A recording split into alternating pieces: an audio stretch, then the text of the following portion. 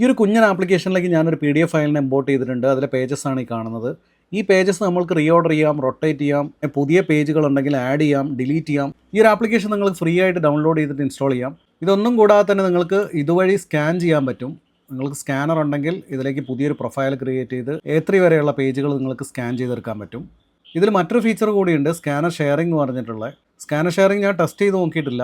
ആരെങ്കിലും ടെസ്റ്റ് ചെയ്ത് നോക്കിയിട്ടുണ്ടെങ്കിൽ scanner sharing working എങ്ങനെ ഉണ്ടെന്നുള്ളതൊന്ന് ജസ്റ്റ് കമൻറ്റ് ചെയ്യണേ. നിങ്ങൾക്ക് ഇതിലേക്ക് ഫയൽ ഇമ്പോർട്ട് ചെയ്യാൻ വേണ്ടിയിട്ട് ഈ ഒരു ഐക്കൺ ഉപയോഗിക്കാം. അതല്ലെങ്കിൽ ജസ്റ്റ് ഫയൽ ഇതിലേക്ക് ഡ്രാഗ് ചെയ്തിട്ടാൽ മതി. അപ്പോൾ ഫയൽ ലോഡ് ചെയ്യുന്നതായിരിക്കും. ഫസ്റ്റ് ടൈം ആണെങ്കിൽ ഒരു പ്ലഗിൻ ഇതിന് ആവശ്യമായിട്ടുണ്ട്. അത് ഡൗൺലോഡായിട്ട് ഇൻസ്റ്റാൾ ആയിക്കോളും ഓട്ടോമാറ്റിക്കായിട്ട് തന്നെ.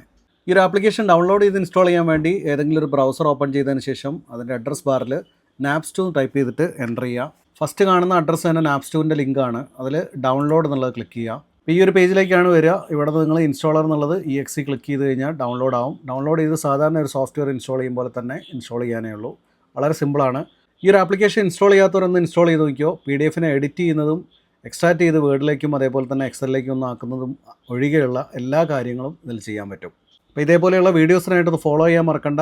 അറിയാത്തവർക്ക് ഉപകാരപ്പെടാൻ വേണ്ടി നിങ്ങളൊന്ന് ഷെയർ ചെയ്ത് കൊടുക്കുക. പുതിയൊരു വീഡിയോ ആയിട്ട് വരാം.